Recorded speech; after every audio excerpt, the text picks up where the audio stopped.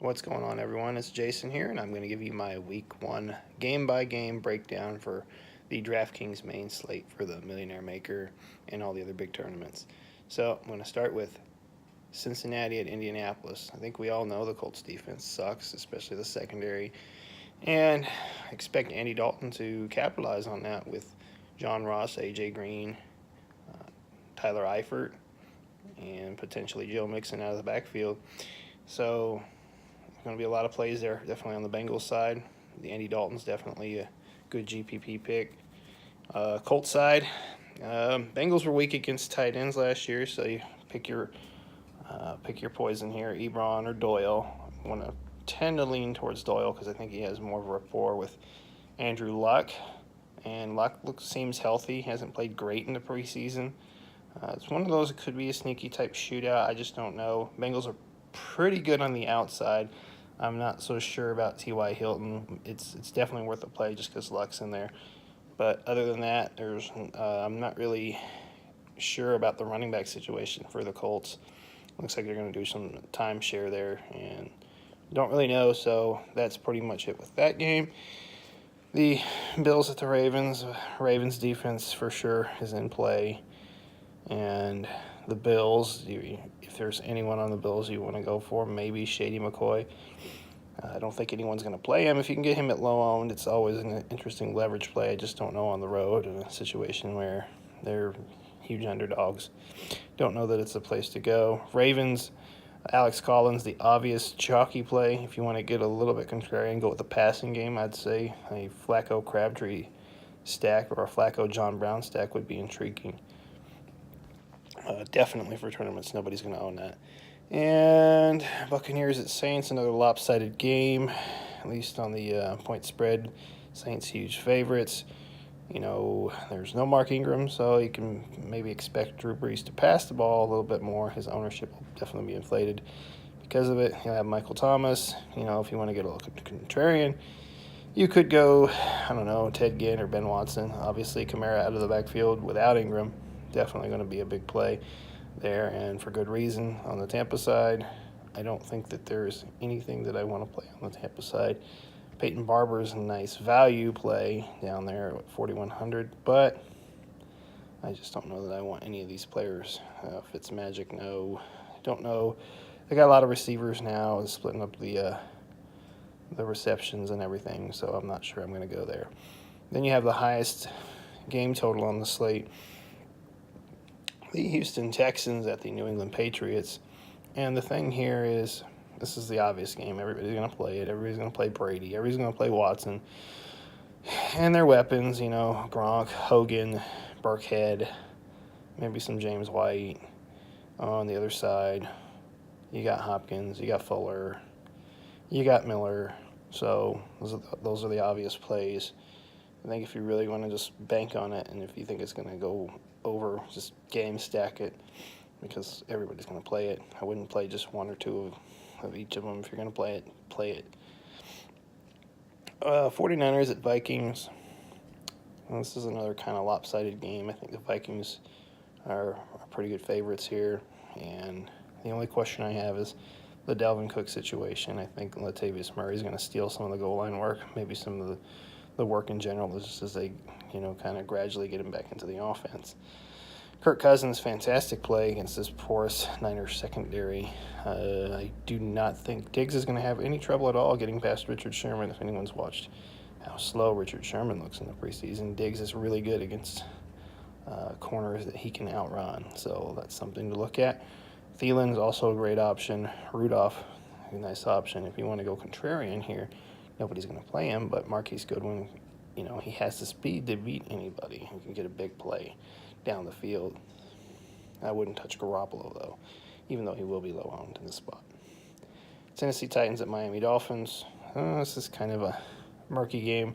Tennessee wide receiver situation is kind of messy with all these different injuries and different playing times. Everyone's, I know, excited about Tywan Taylor, but he's just not getting the reps that we want him to get. Delaney Walker is kind of banged up. Rashard Matthews banged up.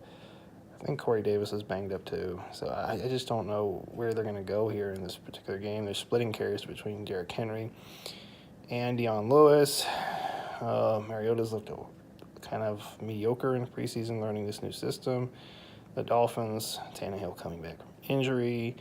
You got Kenyon Drake, but then there's reports that Frank Gore is going to share a lot of time with him. So I don't know that I want to touch much anything from this game.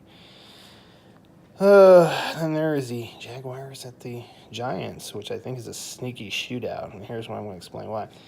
See, everyone is just buying this, like, Jaguars shutdown defense. Like, they're going to just, dominate all year. But look what they did at the end of last year. They were getting smoked. I mean, they were in shootouts themselves. Highest scoring games, 49ers, Steelers, and the Patriots to an extent.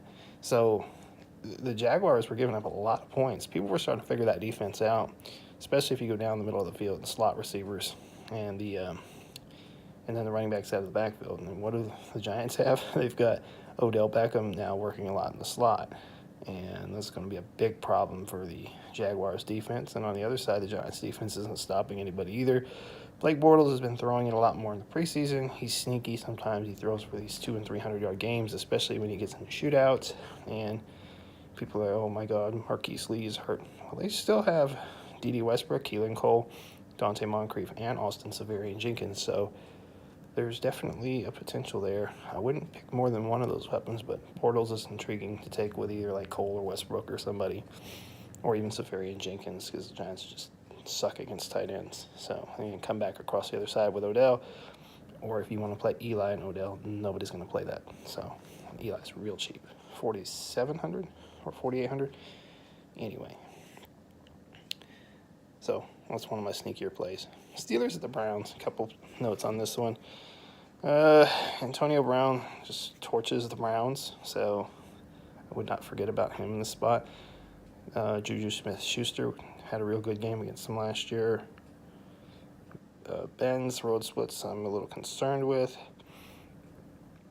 The Browns suck against tight ends. I think it's going to be Jesse James starting. I think Vince McDonald's banged up, but we'll have to kind of pay attention to that more as the game times get closer. On the Browns side, Landry looks like he's going to get a lot of looks from Tyrod Taylor. Tyrod Taylor himself, nice cash play. He got the running, so he's got the high floor. Carlos Hyde's getting a lot of the work out of the backfield, kind of a cheaper value pick at running back. Duke Johnson's getting mainly the third down work, so it just kind of depends on what way you think this is going to go. If you think the Browns are going to hang in there and give them a tough game like they did last year, even though they were winless, they did give the Steelers a tough game at home last year. So if you think that, then maybe Carlos Hyde's more viable than Duke Johnson in that spot. Josh Gordon not going to start, so I don't know about what his value really is in this game. David Njoku looks really solid at tight end, like he's made some strides in his game, so he's going to be interesting. And the other note I think is the Browns defense, 2,000 is just so cheap. I don't think the Browns are in a good matchup here, obviously, but 2,000, they've got some playmakers. They can get a turnover, a freak touchdown or something in this game to just smash value. It's not going to take them much at all. They only need about, 8 points, and it's just hammer value. So that's sort of where I'm thinking on that game. The only thing I think the Steelers is everybody the last few years, their targets have been concentrated with Le'Veon Bell and Antonio Brown. I don't know that is going to be the same this year. They have a few more weapons they've added. Vance McDonald became more involved in the offense last year, and James Washington has stepped up as a third option as receiver. So they have more weapons there now. It may not be as concentrated as it was before.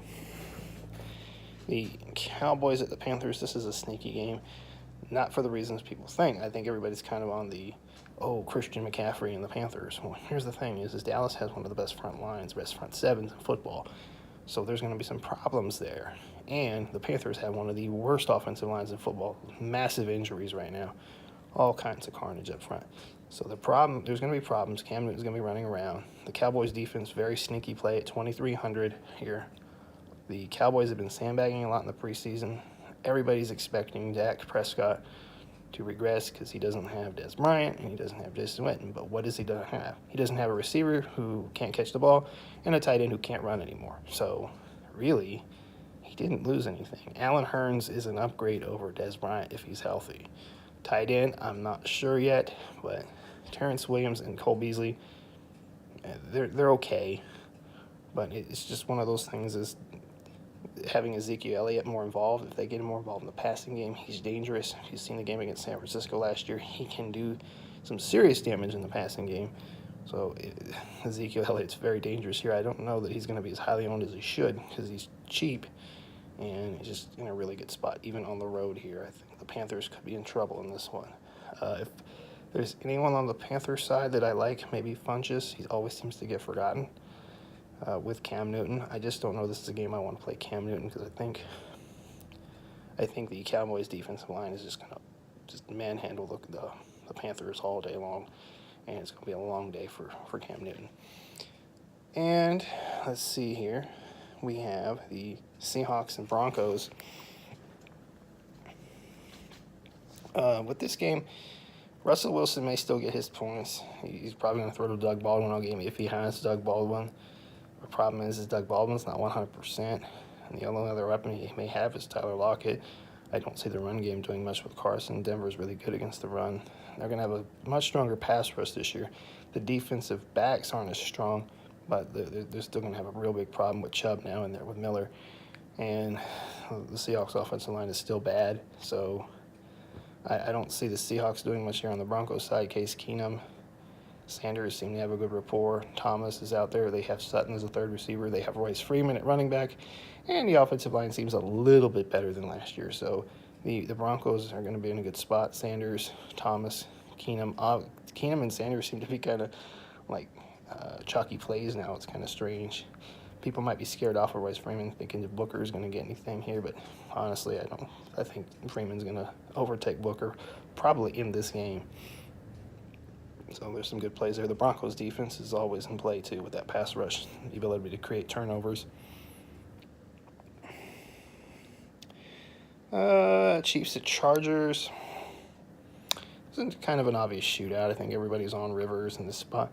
But let's keep this in mind, too. The Rivers' 2 games against the Chiefs last year were 2 of his worst games the entire season. These are division games, so you got to keep that in mind, even though the Chiefs' defense is bad. They are good against slot receivers, and Keenan Allen, a lot of his great production comes in the slot. So I know a lot of people are going to be on Keenan Allen. I may pivot the other side, go to Tyrell Williams, and maybe use more Melvin Gordon out of the backfield because he's still going to get massive usage regardless. On the Chiefs side, Mahomes is intriguing. Just pair him with Tyreek Hill. I don't see any other viable option, really. I know Travis Kelce didn't really do much against the Chargers, but it seems like Kareem Hunt had some really good games against the Chargers last year. He could be a way you could go. Maybe use Hunt, Hill, and Mahomes. I'm not going to go there, particularly with Mahomes, but I'm not against having some Kareem Hunt exposure in the spot. Chargers defense, potentially interesting. I just have so many injuries, even with Mahomes starting and the concern for more turnovers than Alex Smith. It's just probably not an area I'm going to go with all the injuries the Chargers have on defense. Redskins at the Cardinals, kind of a game that's being overlooked. I don't know. It's intriguing. David Johnson's going to get his massive usage again. Sam Bradford's going to dump off to him a lot. And if he's not dumping off to him, he's going to be throwing to Larry Fitzgerald. That's just where the targets are going to go. Or Ricky Seals-Jones, tight end possibly. But I think this offense still runs through Fitzgerald, and it runs through David Johnson. That's just how it goes with Arizona. Sam Bradford's interesting. I mean, he's real cheap, $5,200, and nobody's going to play him. On the other side, Alex Smith, again, nobody's going to play him. Crowder is intriguing because you think Josh Doxson's probably going to draw Patrick Peterson, but that's not a definite. It's not like Josh Doxson's going to be, is this, far and away wide receiver 1. I think you could see Peterson move around a little bit here. I'm not sure that that's what's going to happen, but I think primarily he'll be covering Doxson. Tight end-wise, Jordan Reed, everybody talking about it, but he is kind of banged up, and if he is banged up, I think we need to go and look at Vernon Davis, because guess what? People can forget years ago, Alex Smith and Vernon Davis played many years together in San Francisco, so that's something to watch for. If Reed does not play, or if he's limited, I like Vernon Davis in this spot. And that's pretty much it for all the games in the slate. Like I said, that's pretty much what I got. I think you got a lot of cheap pricing in a lot of areas. You can go a lot of different ways. And you can leave some salary on the table to be contrarian. But that's about it. Later, everybody.